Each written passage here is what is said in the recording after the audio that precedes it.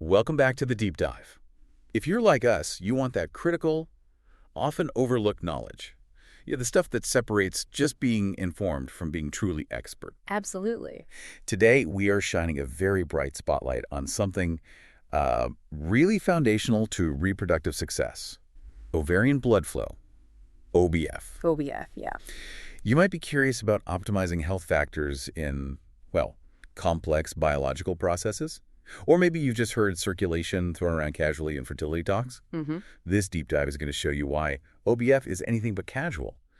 We've pulled together a stack of sources, really solid stuff. Western medical studies, yeah. Exactly. Explaining the precise cellular mechanism of egg health, what common factors choke off this vital flow, and how one gentle treatment acupuncture has actually been shown in these studies to reverse the damage and make a measurable difference. That's right. Our mission today is clarity, really. Ovarian blood flow isn't some minor detail. It's basically the infrastructure. The infrastructure, I like that. It's the delivery system for life support, straight to the developing egg.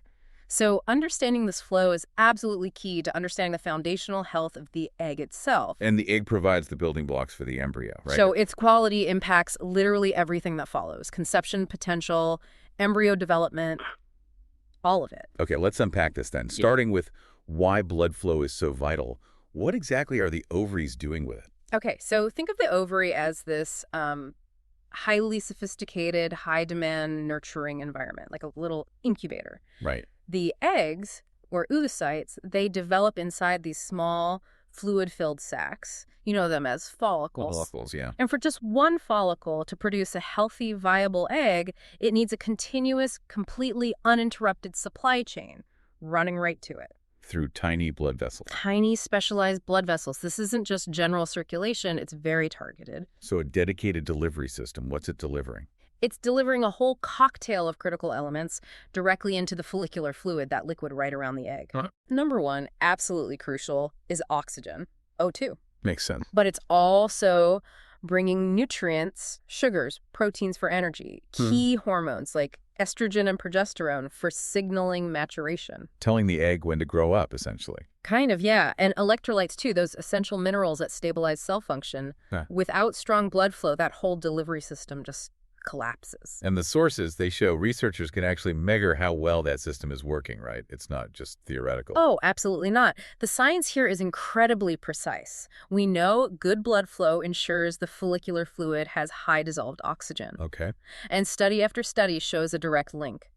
Eggs from follicles with higher oxygen are significantly more likely to have normal chromosomes. Normal chromosomes. Yeah. And a healthy spindle structure. I saw that mentioned. Yes, exactly. The spindle structure, that's the cellular machinery inside the egg. Right. It's responsible for making sure the chromosomes split perfectly correctly during that really delicate process of fertilization. And if that's damaged, The egg is basically compromised from the get-go. Doomed might be too strong, but its potential plummets. so a damaged spindle leads to aneuploidy. That's the wrong number of chromosomes. That's the major risk, yes. Right. Aneuploidy. High oxygen, plenty of nutrients. They ensure the egg has much better developmental potential. That's the term they use. And we can actually see this flow difference. You mentioned imaging. We can. High-tech imaging, specifically Doppler ultrasound.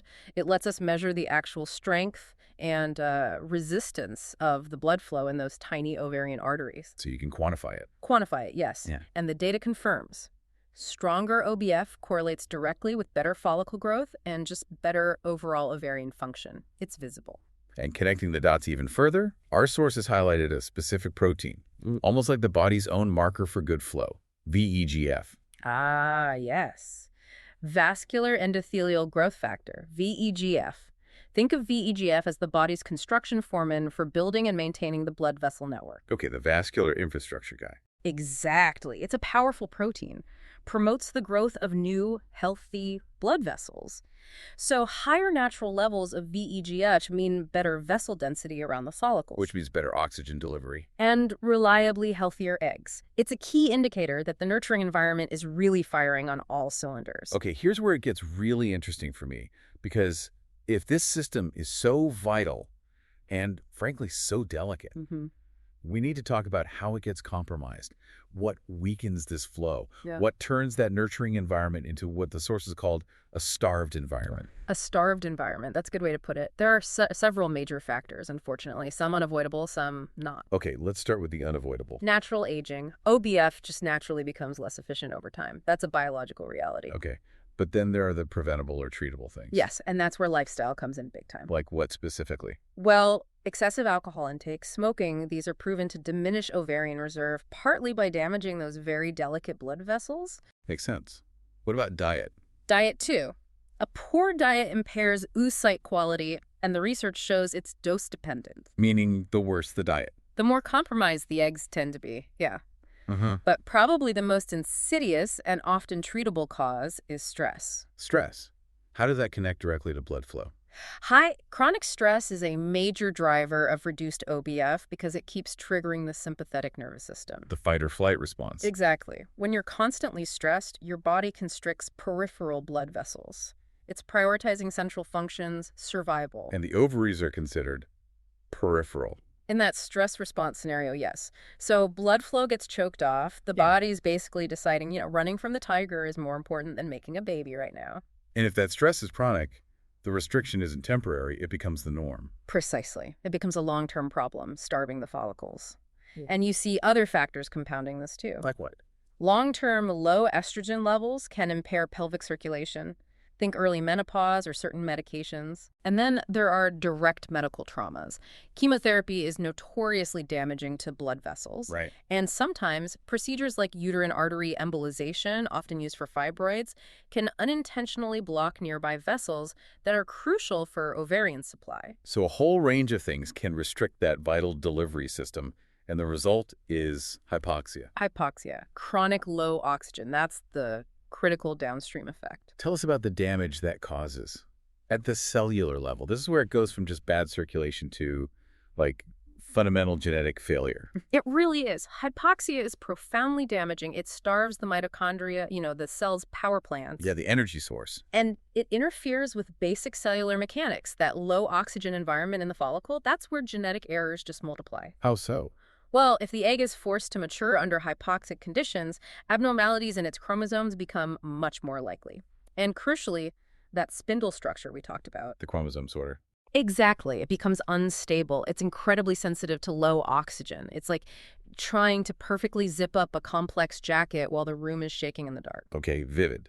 So the zipper, the spindle, fails to separate the chromosomes cleanly. It often does. And that failure leads directly to aneuploidy, those extra or missing chromosomes. That's a major reason why early embryos fail. Or why genetic testing flags them. Exactly. The egg just struggles to complete meiosis properly. It causes other problems too, like cytoplasmic defects, issues in the egg's internal structure, and it depletes its energy reserves. So even if it gets fertilized? Even if it's fertilized, its ability to support that incredibly energy-intensive early embryo development is severely hampered. It might just break down or fail to implant.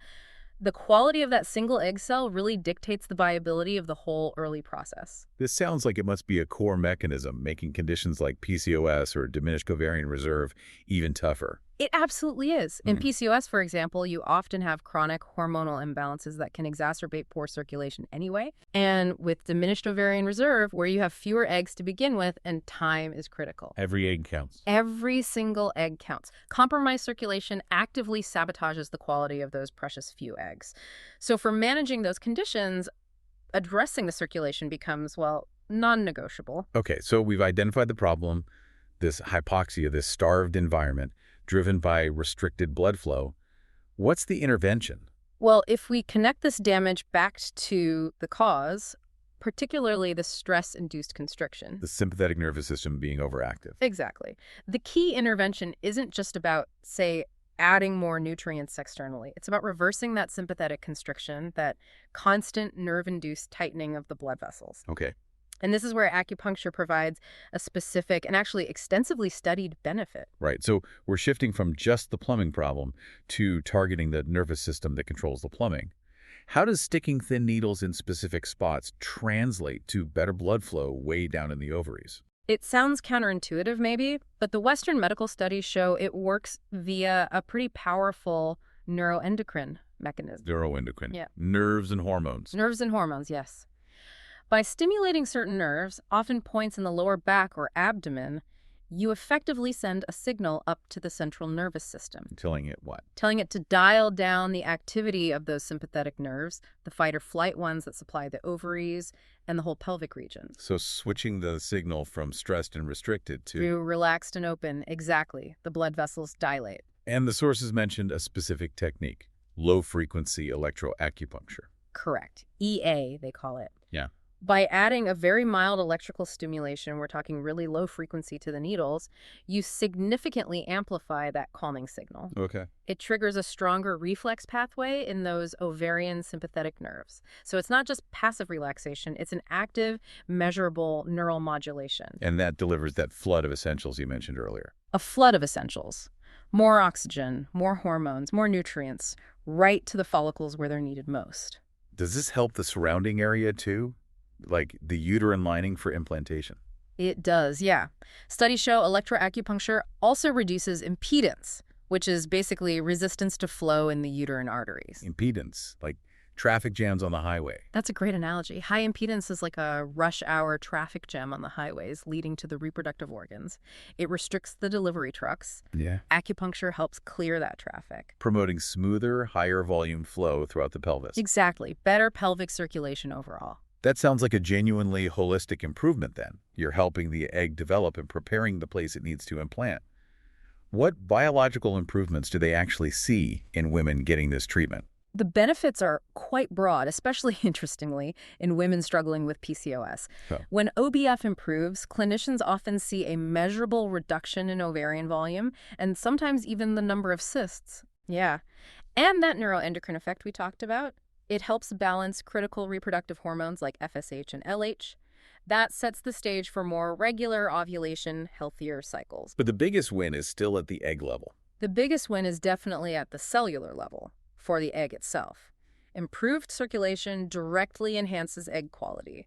We see better spindle alignment. Fewer genetic errors. Fewer genetic errors, yes. And higher levels of supportive factors, like something called stem cell factor, right there in the follicular fluid.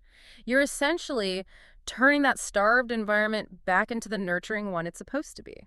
Giving the egg the best possible shot. The best possible chance to mature successfully, exactly. It makes perfect sense. Better raw materials give you a better final product. Poor egg quality must translate directly to poorer embryo quality. Directly. Because the egg isn't just genetic material, it provides almost all the initial building blocks for the embryo. Mitochondria for energy. Mitochondria, yes, and the cellular machinery to repair initial DNA damage.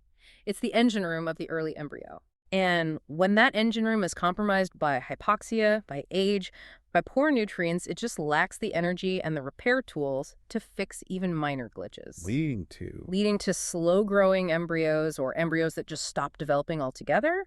They arrest before reaching that crucial blastocyst stage. Right, the stage needed for implantation. Exactly. So if you can improve the egg's internal health by ensuring its oxygen and nutrient supply, you radically increase the chances of getting a robust embryo out the other side. Okay, let's talk hard numbers. The clinical trials. This is the real deep dive insight our listeners are probably leaning in for. What does boosting OBF with acupuncture actually translate to in IVF success rates?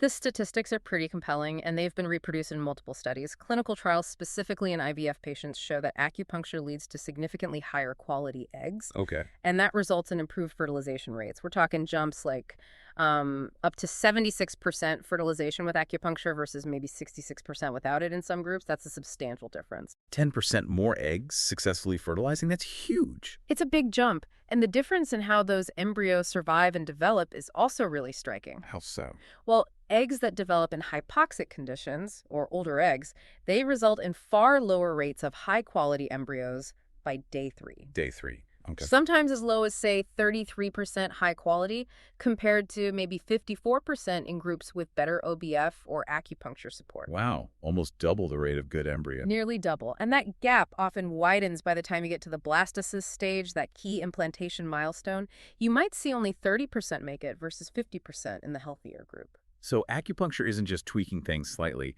It's pushing eggs and embryos across these really critical viability thresholds. That's exactly what the data suggests. It's helping more of them make it through those tough early developmental hurdles. Can I remember the sources noting it can also make the IVF process itself a bit easier, something about fertility drugs. Yes, that's a key secondary benefit. Studies have shown it can reduce the need for high doses of gonadotropins, those stimulating hormones. Which means less physical side effects, maybe less cost. Less physical and financial toll, exactly. But focusing purely on the conception success, the data is really hard to ignore. Acupuncture consistently boosts live birth rates. By how much? Compared to no treatment controls in IVF, some meta-analyses show around a 30% increase in live birth rates. 30%. And maybe the most powerful stat I saw was its effectiveness for those who've had a tough journey already. What do you mean? For patients who have already experienced a previously failed IVF cycle, one analysis cited acupuncture as being potentially 42% more effective in helping them achieve a live birth in a subsequent cycle. 42%. Mm. For women who've already faced that disappointment, that's a massive potential difference, not just clinically, but emotionally, financially. It's huge. It suggests it could potentially shorten the whole, often grueling conception journey, especially in these higher stakes situations. So the timing and frequency matter, too. Absolutely. The research suggests that more treatments are generally better, and strategic timing is key. Particularly treatments leading up to and on the day of the embryo transfer seem to enhance outcomes significantly. And critically, without increasing risks like miscarriage. Correct. The meta-analyses confirm these benefits are achieved without increasing miscarriage risk. So, by optimizing OBF and overall pelvic circulation, you're creating this highly receptive, well-nourished environment right from the start, from the follicle developing all the way through to implantation. Okay, so let's try and summarize this deep dive. Healthy ovarian blood flow, OBF, it's not minor, it's absolutely fundamental.